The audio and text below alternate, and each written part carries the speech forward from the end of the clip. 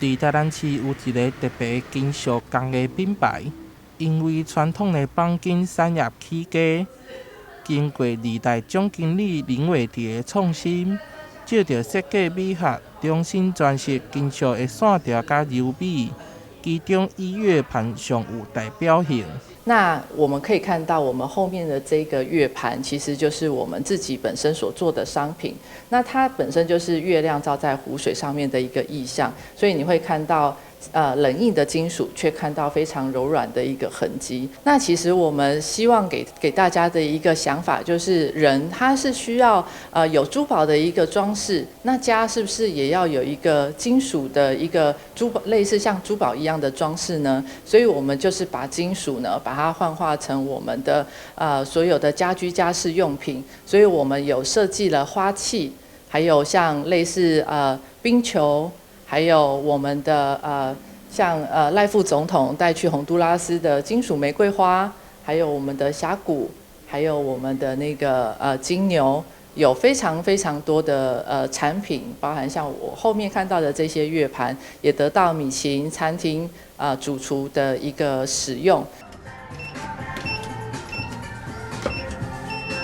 看这样子，你才能进到这个像哈利波特一样的房间。林伟提嘛创下一间特色的品牌概念店，装潢采用古典的欧式概念，打造充满文艺的复古沙龙空间。这一家店呢，小小的，它20几平，可是我们耗资千万去把它装点得非常的。隐秘而且奢华。我们2楼包厢呢，都是用比较高规格的方式去呈现。我们就是用19世纪法国的一个欧式风格，上面有非常多的古董，都是我们到全世界各地所挑选。那第一间呢，它是一个体验教室，我们可能会聘请像插花老师或者是私厨来教大家怎么样插花，或者是调香，或者是烹调东西，或者是做甜点。那另外2间呢，它是一个比较隐秘的一个包厢，那甚至有一个非常特殊的，就是要按密码才能进去的一个